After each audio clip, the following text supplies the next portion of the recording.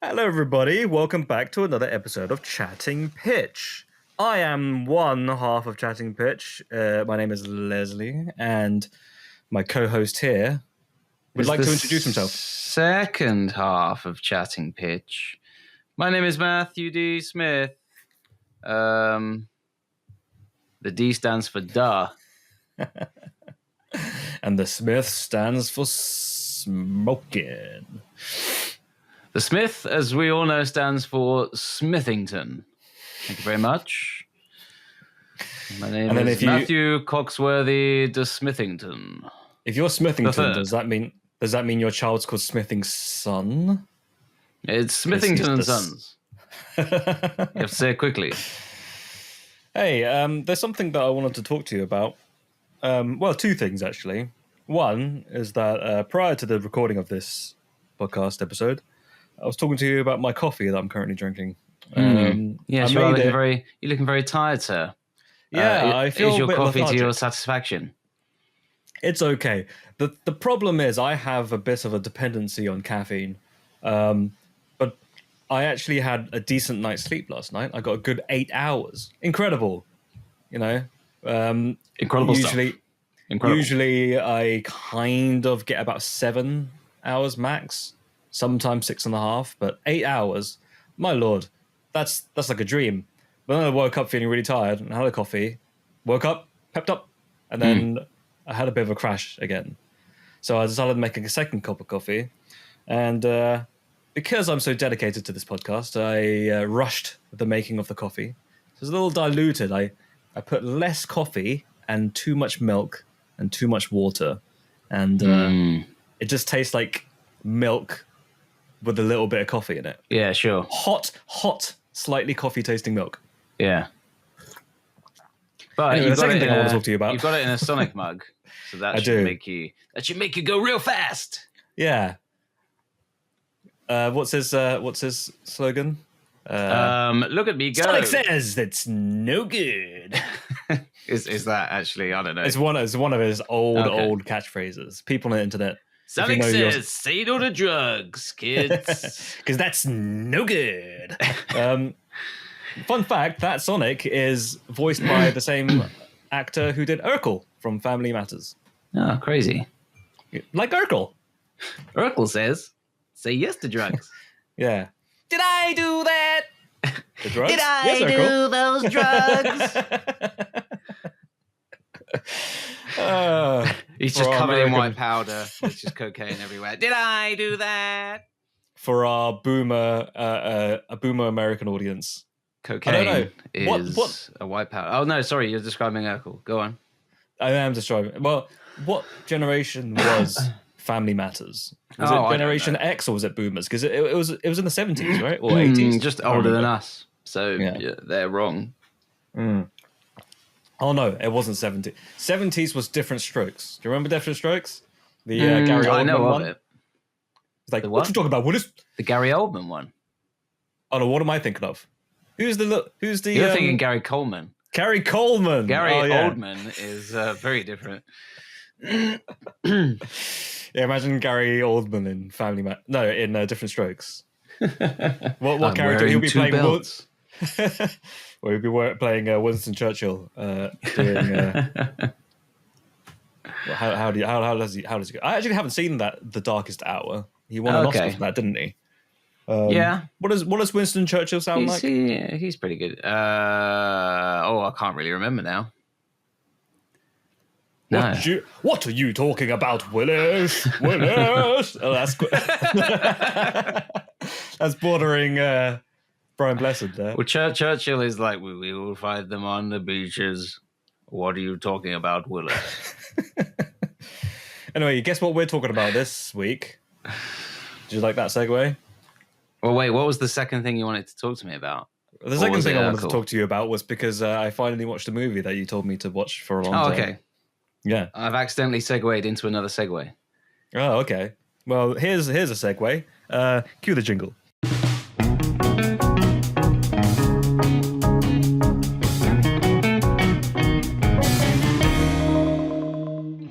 And we're back. So, finally, we did it. You've been asking me time and time again, and I haven't watched it until 2 minutes before this podcast episode. I literally just finished the movie. Wink, wink. And what was the movie, Leslie? I watched Short Arms. Have you seen that one? Yeah, I loved it. The spin-off. With Kenneth Branagh doing the narration. Yeah. And Gary Oldman. Gary Oldman as the T-Rex. What are you talking about, Triceratops? 2 belts. What you talking about, Triceratops? I'm also in The Fifth Element. Remember that movie? Steve Green! What was his name? Corbin! Yes! That might be my favorite impression that you do. Chris Tucker in The Fifth Element. Yeah.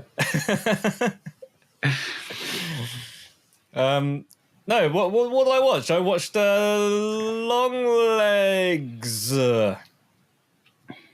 This is exciting stuff, folks. I definitely didn't watch it a long time ago. I literally just watched it. Wink, wink. Yeah. So, So let's talk about it. Do you want to talk about what the story is? Like, what's going on in that movie? Yeah, I mean, it's been so long.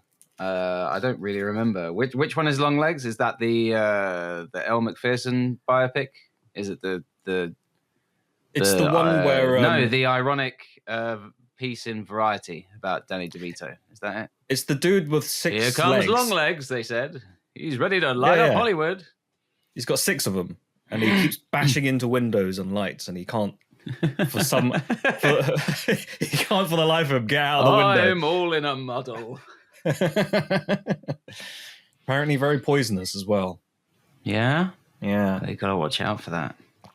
You know what else is poisonous? The demeanor of Mr. Longlegs.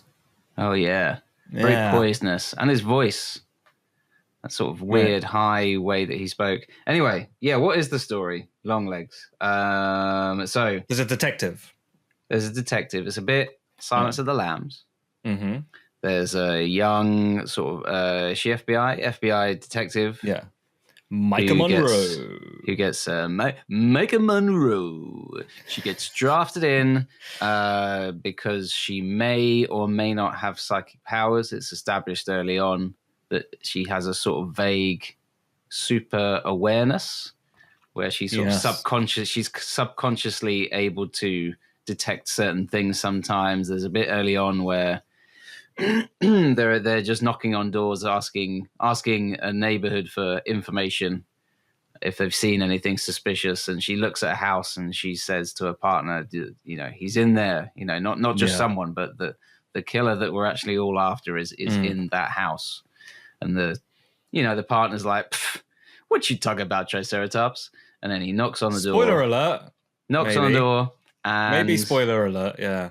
Let's just say they find the killer. I don't think that's a big spoiler. Yeah, that's true. It's kind of alluded that there's something going on with her that is more than meets the eye.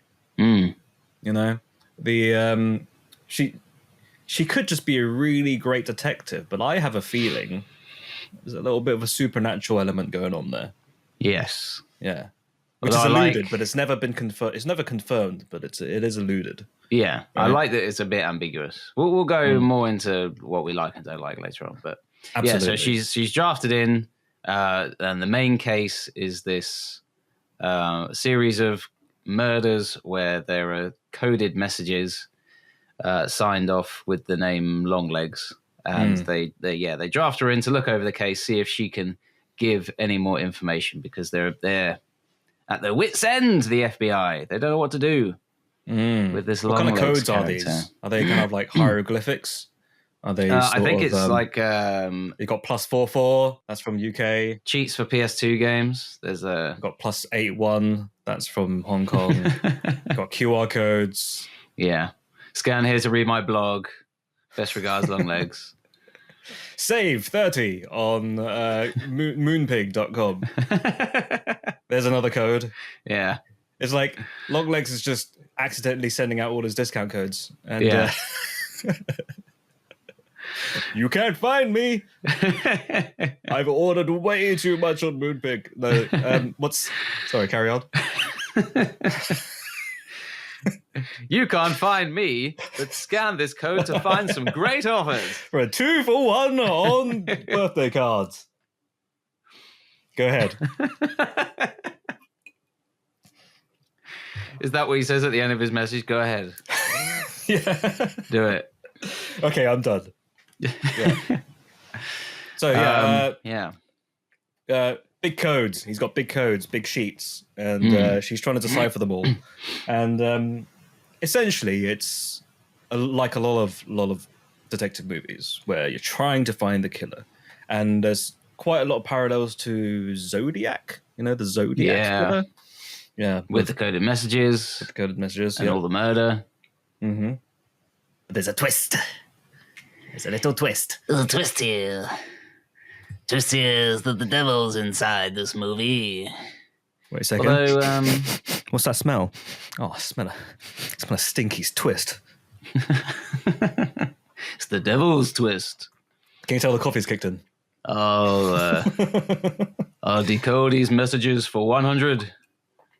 I'll catch him for 200. And if you scan this code, you'll get 50% off. No, let's carry. Okay, the story. It goes like this. Go on, Matthew.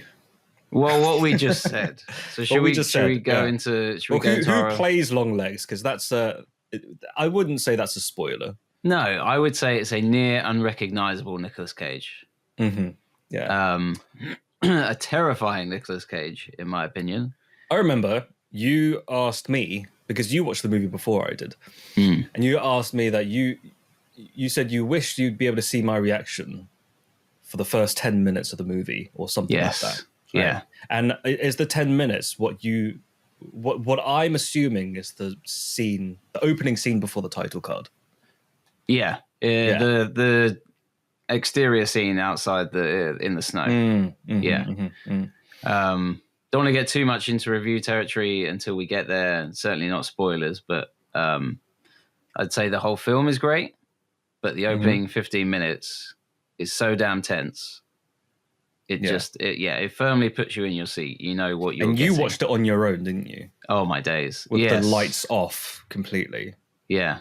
Yeah. I watched it with my partner with the lights on.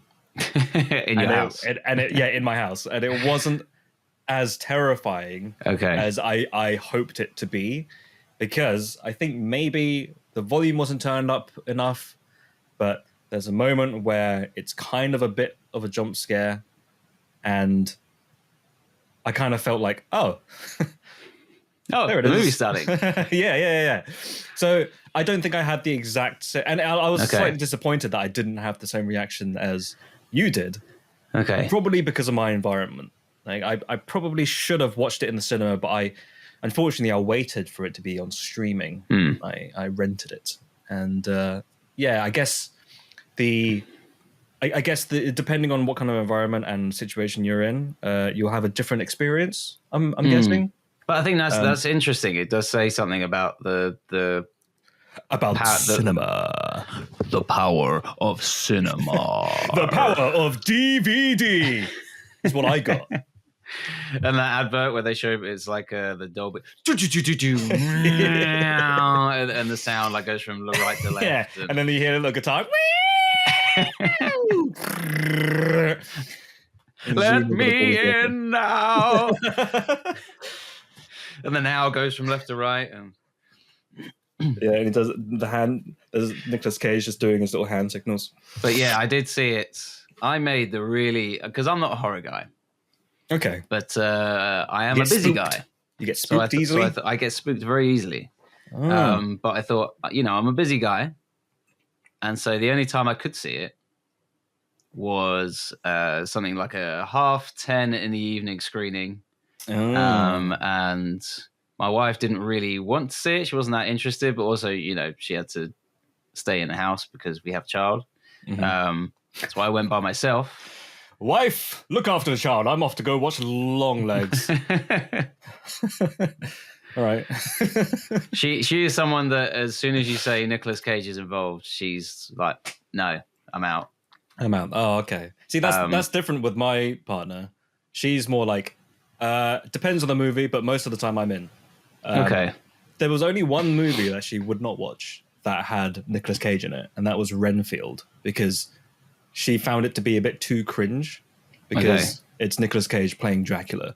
It's very campy, isn't it? It looks quite like campy. I haven't seen it. I've just seen the promotion, but I still would like to go watch that. I haven't seen it yet, but from what I've heard, he gives a stellar performance as always. There was a time when he kind of plateaued, and then he came back around again.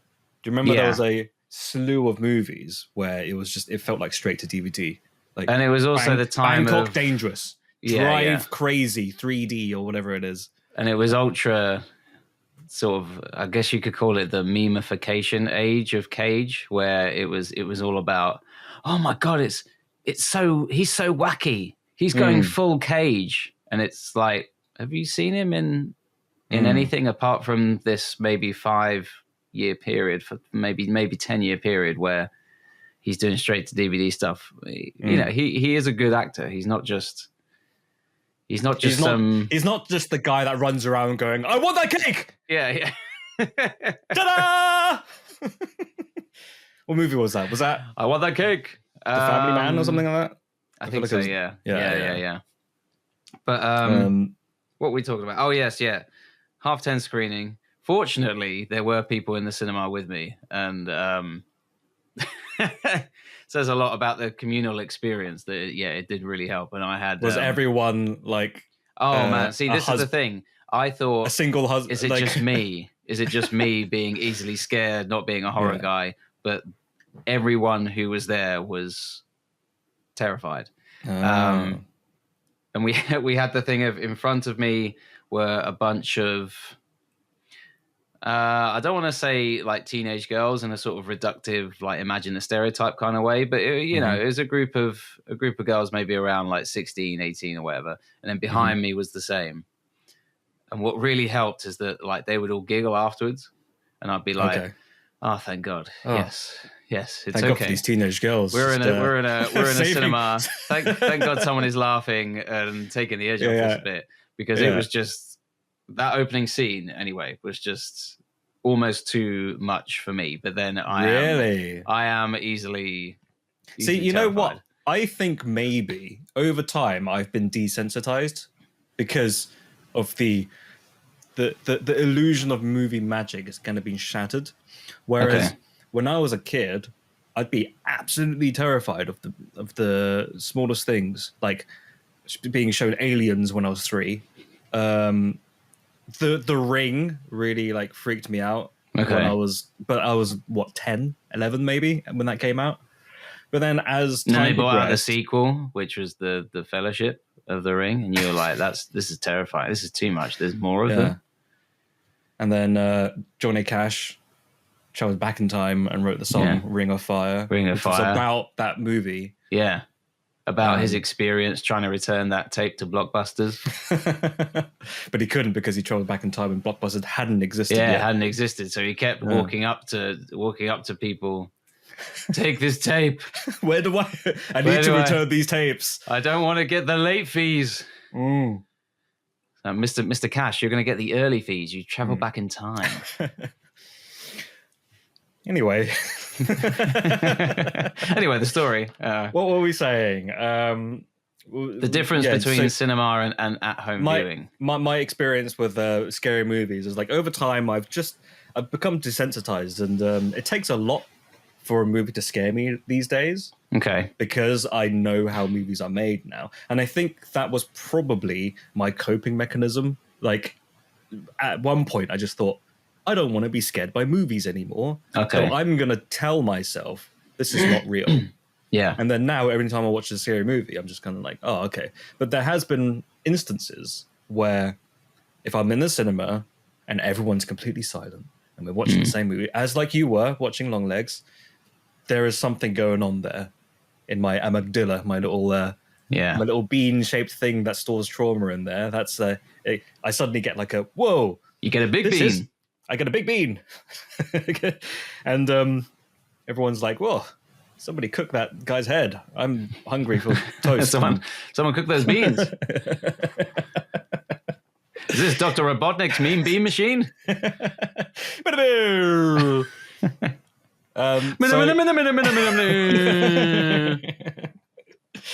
a soundtrack. Anyway, so the the only other time that I have been kind of truly terrified in the cinema was watching a little movie called Barbarian. Have you seen that yet? No, I haven't seen it yet. I know you've recommended it to me a few times. Yeah, it's very good. I think you'd enjoy it. There is many scenes where it's just kind of like, you know, when you stare into a tunnel and it is just pitch black and it just keeps going and you can't see what's on the other end. Right. There's a lot of that. Okay. And you're just kind of like, what is on the other end of that? You know, quite creepy. But unfortunately, I didn't get this from watching Longlegs. I didn't get the feeling of dread. And I think maybe my experience was dampened a little bit because I watched it at home. So there are some times you want to go watch movies like your Mad Max Fury Roads or something on the big screen. Unfortunately, I didn't really get that. Aside from that, I thought it was a good movie. Okay. I thought it was a good movie. But I didn't have the feeling of like, this is a masterpiece as I was watching it, because maybe I just wasn't as scared as I wanted to be. Right. Yeah. I was also quite tired. I also fell asleep several times. There was a moment where I did feel like I was about to doze off, but I slapped myself in the face. Oh, no. I woke back up again. But that wasn't because of the movie. It was because I was just tired. Yeah. But no, solid performances all around. Thought Michael Moore was great. Yeah, she was great. Nicolas Cage was great. But I remember you said, had it not been for marketing telling us that it was Nicolas Cage, that guy could have been anyone. It could have been played by anyone. Really. Yeah. I think also the things that he was doing were also not... Again, this is going back to the sort of memification era where people would talk about things that Nicolas Cage would do. He'd go full Cage or full Cage rage, and there wasn't really too much of that in. There was one scene. There's a scene where he screams in the car, but in retrospect, I can see why that works for the character. Do you think maybe there's a clause in his contract where he has to scream? He has to go rage cage, yeah. Yeah. Like there's those clauses where you hear rumors about actors who have clauses about not losing fights or having a bigger explosion in each movie that they're in or whatever. Have you seen Pig with Nicolas Cage? No, does he scream at the pig? I don't think he screams in Pig. He doesn't scream at the pig, no. It's a good movie. If you like Nicolas Cage and a bit more of a nuanced performance from Cage, I think you'd enjoy that. It's a very simple story, and I think if you like your do you like a good slow burn? Yeah, I love a slow burn. Yeah, you should try my slow burn steak, rump steak. I'm not a chef. Rump steak off, 50% steak off now. Yeah, scan this QR code for 50% Scan this off QR my code to steak. lose 50% of your steak. I'll come to your house and cut it in someone half. comes over and steals. I'll take half of it. It's mine now. My steak. Sorry, honey. Strange man came in the home and took 50% off the steak. Why? Because Longlegs left this QR code and I thought it'd be useful. Should we get into spoilers? Yeah, sure. Oh no, wait. Let's go for our we got patented chatting pitch rating system. Right. So I would say I'd give it a good chatting pit, only because I wish I had a better experience. That's still pretty high rating. Still pretty solid. Yeah. It's not like I could acknowledge that it was a great movie, but it's just I wish I had a better experience watching it. Okay. Maybe I should have just gone and watched it with you, and then we could have kept each other sane together. You know the other stupid thing I did as well? I thought, I'm not going to pay for parking, so I'm not going to park where all the other cars are parked. I'm going to park half a mile outside of town in the dark under some trees. You walk half an hour on your own? No, half a mile. Oh, half a mile. what I can only assume was a movie that finished at half midnight. Yeah, probably around that. Yeah. Yeah.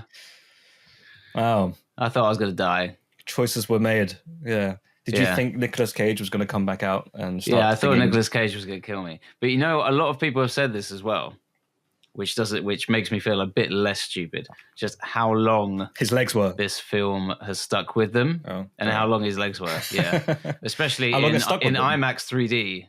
Oh my god, those shoes come at you, and they're long and they smell. Yeah, you can see the smell in IMAX. Smell max. No, how long the film has stuck with them. Yeah, it certainly stuck with me. I had sleepless nights. I mean, really? Yeah. The only reason I'm not giving it a full chatting pitch rating, it probably will go over in because of how scared I am. yeah. I'll go over in spoilers. Yeah. So I think I'm going to definitely give it a chatting Pitka. A Pitsy. Pitsy. But we can go into spoilers.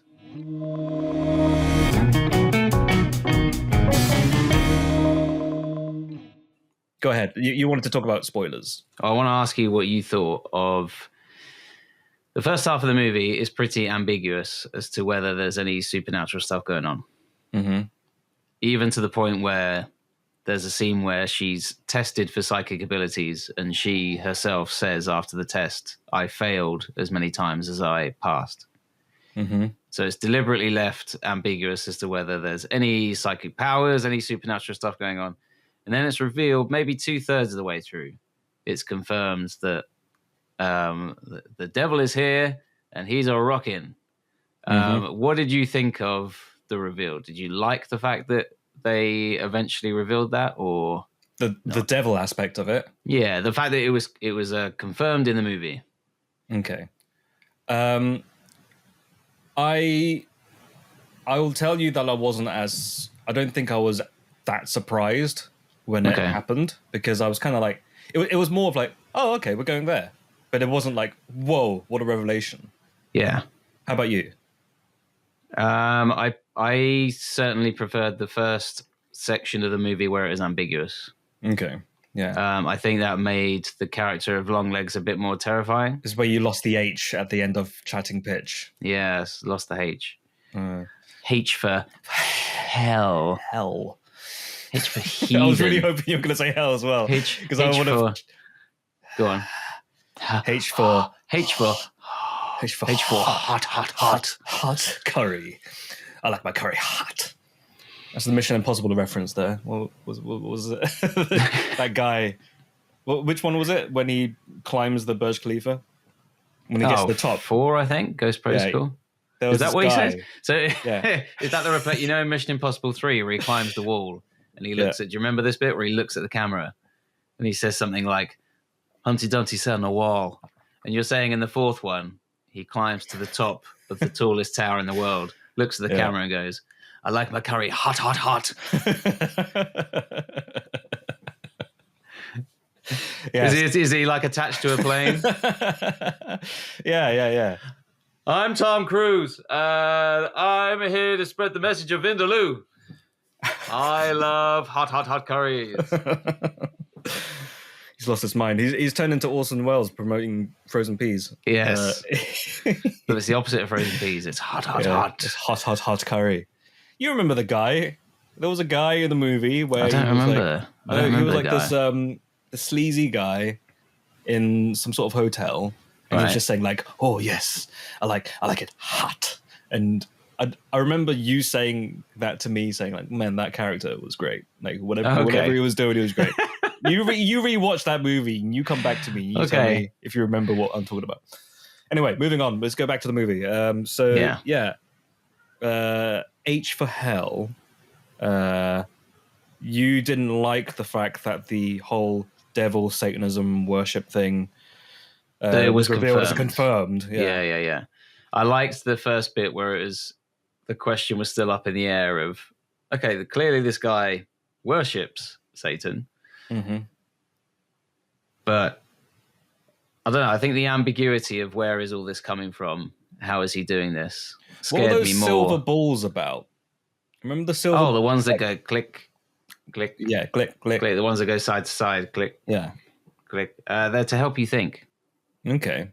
Do you remember Next question. Pacific Rim, where the giant robot punches into a giant building and then hits it and goes click? That's great. That might be the best bit of the movie.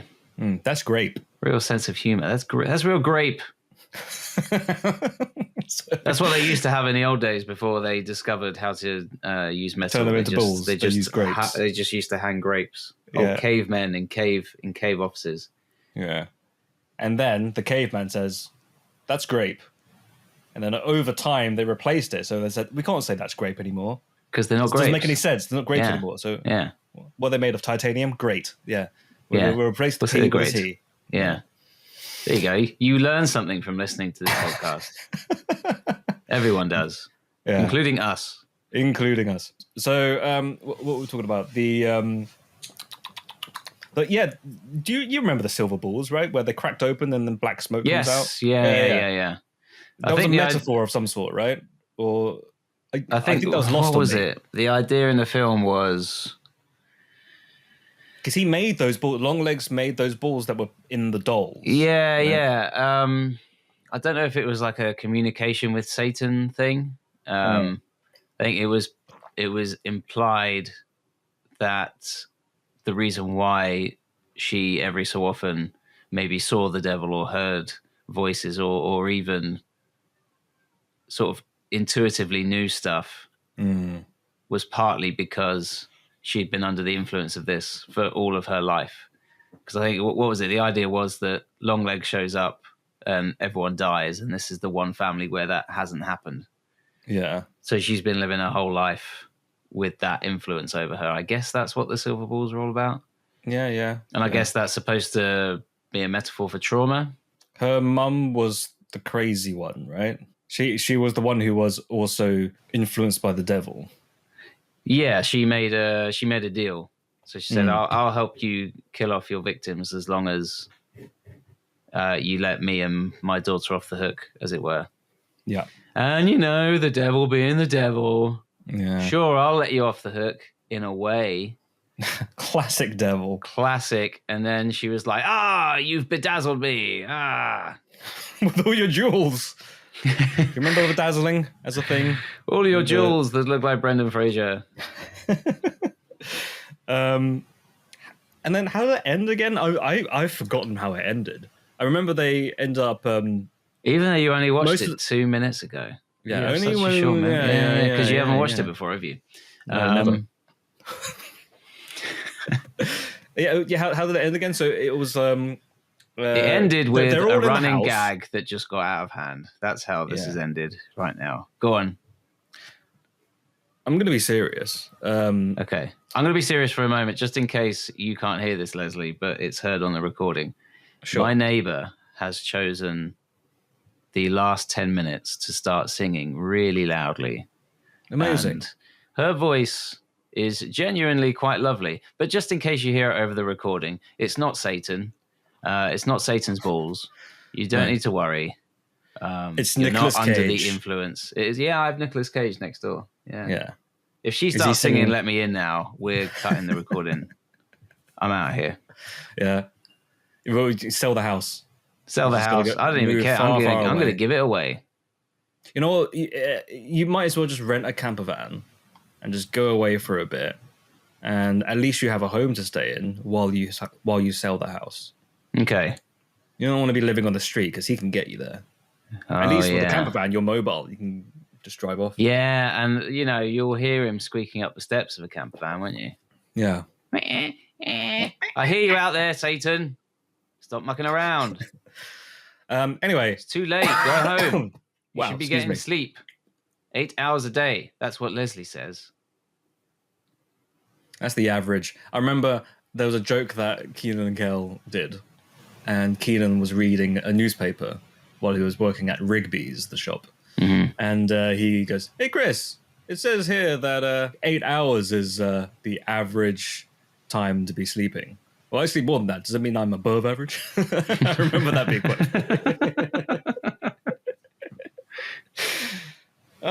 whoever wrote that show, man, give them the medal. So, I guess that's about does it. Like, is there anything else we want to talk about? I mean, we've done our rating, we've talked about spoilers. I guess there's nothing else we'll do than to pitch ourselves a long leg. Yeah, I guess. Yeah. How do we pitch ourselves a Longlegs? What we're going to do? Pitch our own. We've already pitched our own horror movie. Yeah. Where we had a wedding. What if Longlegs was played by somebody else? Or what if it was in a different setting? Or what if he didn't have long legs at all? What if he had no legs? Oh. And then that scene where like he's shot and you can just see his chin and below the opening scene. It's actually the opposite because he hasn't got any legs, so you can just see the top of his forehead and his hair. Yeah. And he's it's like, the troll. "Oh, I've got the troll under the bridge." And another thing about my legs is that I've got no legs. And another thing about being a Satanist cult member is there's too many women in this cult. Off with your head. I said to Satan, you've got too many horns on your head. And he said, why? What's the problem? And I said, well, it just seems a bit too many. And he said, you haven't even given me a reason. You've just repeated your statement. And I said, well, I can't improvise anything at the moment because this voice is taking all of my energy and concentration. Yeah. So this troll character, he's sending out these codes. Yeah. Because it just says angry. From the troll underneath. Yeah. And all the FBI are like, I don't know exactly what it says, but you know it's racist, and you know they're all it's just sexist. coupons from different supermarkets. But he's done it so like if you scan them, is there a message? There's like a little animated troll figure that comes up. He's like, and another deal you can get at this supermarket. No, is every 2 code for 1 offer on bottled water, which you're gonna need when you're in hell. Because it's real hot. It's real. I don't know if you realize it's real hot. You know, I said to the devil, and another thing wrong with the lower depths of the underworld is that you got your heating up too high. Do you need to take a break? You're gonna get a high gas bill. You're gonna get lightheaded. Just turn your thermostat down a little bit. How taxing is that voice for you? It's quite fun, actually. It's quite fun. It's one of the less taxing ones. Okay. My son often gets me to do games where I'm doing a voice. And that's the one you do? No, that's not the one I do. But he will usually, just through Sod's law, I guess, he will always pick the voice. He'll be like, "No, Daddy, do this one," and it's like that's the one that really hurts. That's the one that really hurts, mate. And he's like, well, just because he's only 3, he's like, I want you to do it, and you can't say no to him, can you? And is it going to remain a mystery as to what that voice is? What is it? I don't want to hurt you. I don't want you to be hurt. My wife compared. Is that you doing an impression of my son, or no? That's me doing. I don't want you to be hurt, Dad. But I kind of want you to do the voice. I don't want you to be hurt, but it's playtime. So you get that T-Rex and you do the voice you normally do for the T-Rex. Oh, is it the T-Rex voice? Yeah, and it wasn't. What are you talking about? Because that's the band T-Rex. It's a bit. Oh yeah, there was that reference as well because he loved. What was his name? Who's the Mark Bolan? Is it Bolan? A T-Rex band. What is his name? Mark Bolan. That's it. Yeah, Mark Bolan. Yeah. I kind of like that part of Longlegs that he's inspired by these sort of glam rock sort of stars. Is that why his hair's long? Yeah, I guess. And that he's dressed all in white as a sort. Why is his face like that? That's what I want to know. Interesting theory I read on the internet was that the character had loads of plastic surgery done on him to make himself look better for Satan. Okay. Which is a sort of interesting theory, I guess. Because I think it sort of fits with the idea that he's a wannabe rocker who is maybe obsessed with the idea of of his own ego and looking good, and that's why he always looks so sharp in his white tracksuit. And right. But I don't know. Strange. I don't know if you have another theory or. No, I don't have another theory. I just thought they just wanted to make Nicolas Cage unrecognizable. That's what I thought. Yeah. But anyway, we are talking about pictures, aren't we? We're talking about what have we settled on? The troll. So what do we say? Long legs / the no troll. legs. No legs. No legs. The troll is. No legs. No legs. The racist troll is. He's more sexist, really. He's more sexist. Yeah. No legs. The sexist troll is. I mean, he is undoubtedly racist, but he is usually women he doesn't like. Kind of goes without saying. Yeah. Yeah. He really doesn't like your movies, but he also really doesn't like your Satanist cults. But you know what he does like? Good deals. Yeah. Good deals on Honda Civics. Pop down to your local car dealer now. Tell them the troll sent ya. You told me I can get 50% off my Honda. And by golly, if I don't get it, someone's gonna get a beating. I like that you're saying pivots from I thought it was going to be if you don't get it, someone else will. But your version is if you don't get it, you're going to get such a beating. Well, that's because this version of the troll character, he's supposed to replace Nicolas Cage's serial killer, isn't he? I suppose. Yeah. So he's got to do something. So he's obsessed with he has joined this Satanist cult not because he likes Satan, but because he figures this is the best way to get the knowledge of all the deals out. Yeah. And it turns out at the end, when he gets to what he thinks is the Satanist cult, is actually just the CEO of Tesco. It's just a bunch of supermarket executives in suits. A bunch of suits. But he can't tell the difference. Satire.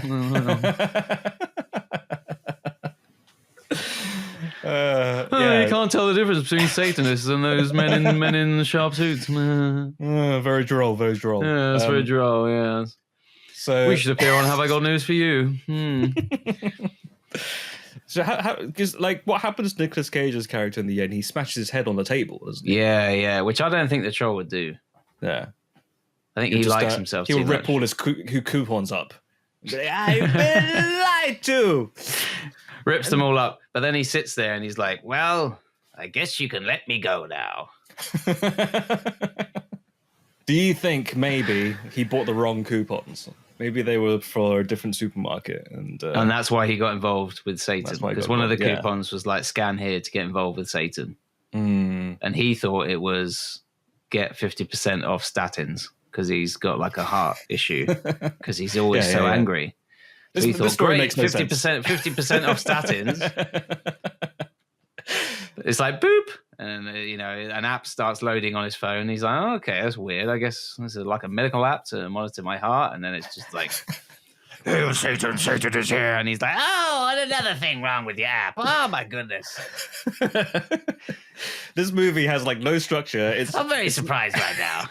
No arc at all. It's just angry troll. He's just trying to get to A to B. I suppose we are in the troll's position in that respect, that he doesn't know what's going on, and neither do we. He just wants to spread good deals. There's no detective. It's just him versus the codes. Yeah. Well, there is a detective, and that storyline gets dropped after 5 minutes. Sure. We got to catch this killer, and then you never see him again. No. We got to catch this deal maker. And the title is No Legs, the Deal Maker. Yeah. Code of Satan. So it's got two colons. Yeah, that's it. Yeah, okay. Longlegs, the Deal Maker, a Satanist Cult Story. Yeah. A Longlegs Saga. That's it. Yeah. I love it. I think we got ourselves a deal. You know who we haven't mentioned for a very long time? Go on. Jerry Bruckheimer, Don Simpson, and the rest. Yeah. Joel Silver. Not so much Joel Silver. He got himself in hot water. We're not sure if we want to work with you, Joel. I don't remember some hot water, I think. Joel Silver's not another Harvey Weinstein, is he? Well, I may be. Maybe. I might be being completely libelous right now. Let's just look it up. Matthew's currently Googling, is Joel Silver cancelled?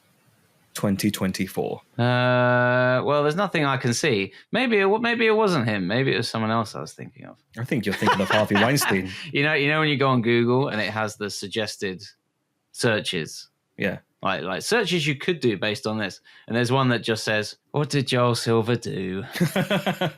Well, you open it and it's very delightful. In 1985, he formed Silver Pictures and produced successful action films. Do you think maybe it's because like he's associated with other people like Brett Ratner and Bryan Singer and all that? Ugh. Nasty, nasty people in the industry. Ugh. And another thing I hate about your industry. And another thing I hate about this cult. Brett Ratner talks too much. I like his ethics, but he just talks too much. Yeah, this troll is the most awful. Boy, that Hitler guy. I like his ethics. I like his policy, but boy, do his paintings suck. What's wrong with that dog? Yeah, I guess that's the pitch. No legs. Yeah, no legs. No legs. The Dealmaker. The Dealmaker. Code of Satan. Code of Satan. A Longlegs Saga. Longlegs Saga. Coming soon to Disney Plus. Yeah. Stream it now. Look for it in the child section, next to Bluey. There was one other thing that I wanted to say, and maybe we'll do another episode about this at some point because you haven't seen this movie, but I did. And it was a movie called The Substance. Okay. And I'll do a brief recap on how I felt about the movie. I thought it was bloody great. I thought it was a great movie. If you get a chance to watch it, I don't necessarily think you need to watch it in the cinema. You can probably watch it at home, but do not watch it in front of your kid. Okay. Definitely don't watch it in front of him. Well, I mean, you know me, I like to try and catch it in the cinema if I can. So if it's still in the cinema, definitely go and Hopefully. catch it because it is definitely an experience. Okay. If you do, I guess you're not really a fan of horror, but like, do you get squeamish from body horror? I can't say I've seen much body horror. Like David Cronenberg, all that kind of stuff. Like The Thing, John Carpenter's The Thing. Oh, I love The Thing. Yeah. Okay. It's kind of like that type of body horror where it's a pastiche of 80s body horror. Okay. There's a lot of 80s influence, even though I don't think it's set in the 80s, but there's a lot of 80s influence. Right.